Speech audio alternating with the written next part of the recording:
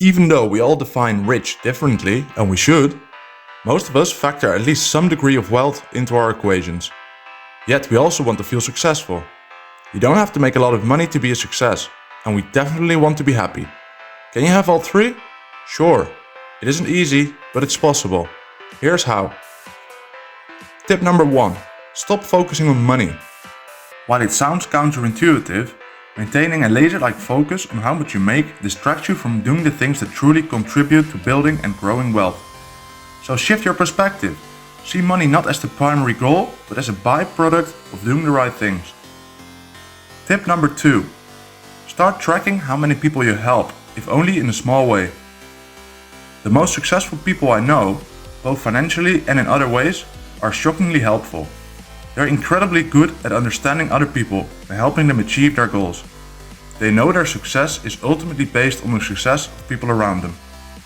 So they work hard to make other people successful, their employees, their customers, their vendors and suppliers, because they know if they can do that, then their own success will surely follow.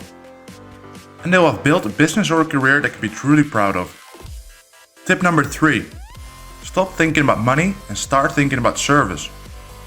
When you only have a few customers and your goal is to make a lot of money, you need to find ways to squeeze every last dollar out of every transaction. But when you find a way to serve 1 million people, many other benefits follow. Word of mouth is hugely magnified. The feedback you receive is exponentially greater, and so are your opportunities to improve your products and services. You get to hire more employees and benefit from their experience, their skills, and their overall awesomeness.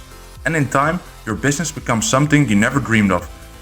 Because your customers and your employees have taken you to places you couldn't even imagine. Serve 1 million people and serve them really well, and the money will follow. Tip number 4. See making money as a way to make more things. Generally speaking, there are 2 types of people. One makes things because they want to make money. The more things they make, the more money they make. What they make doesn't really matter that much to them. They'll make anything as long as it pays. The other wants to make money because it allows them to make more things. They want to improve their product. They want to extend their line. They want to write another book, record another song, produce another movie. They love what they make and they see making money as a way to do even more of what they love. They dream of building a company that makes the best things possible, and making money is the way to fuel that dream and build that company they love. While it is certainly possible to find that one product that everybody wants and grow rich by selling their product, most successful businesses evolve and grow, and as they make money, reinvest that money in a relentless pursuit of excellence. Like Walt Disney said, we don't make movies to make money, we make money to make more movies. Tip number 5. Find your happiness in the success of others. Great business teams win because their most talented members are willing to sacrifice to make others happy. Great teams are made of employees who help each other, know their roles, set aside personal goals, and value team success over everything else. Where does that attitude come from? You. Almost every truly successful entrepreneur feels a major chunk of his or her happiness comes from enjoying the success of employees and customers. Do you? Tip number 6. Cultivate dignity and respect. Providing employees with higher pay, better benefits, and greater opportunities is certainly important, but no level of pay and benefits can overcome damage to self-esteem and self-worth. The most important thing truly successful entrepreneurs provide employees, customers, vendors, everyone they meet is dignity. And so should you, because when you do, everything else follows. Tip number 7. Do one thing better. Pick one thing you're already better at than most people. Just one thing. Become maniacally focused at doing that one thing. Work, train, learn, practice, evaluate, refine. Be ruthlessly self-critical. Not in a masochistic way, but to ensure you continue to work to improve every aspect of that one thing. Financially successful people do at least one thing better than just about everyone around them.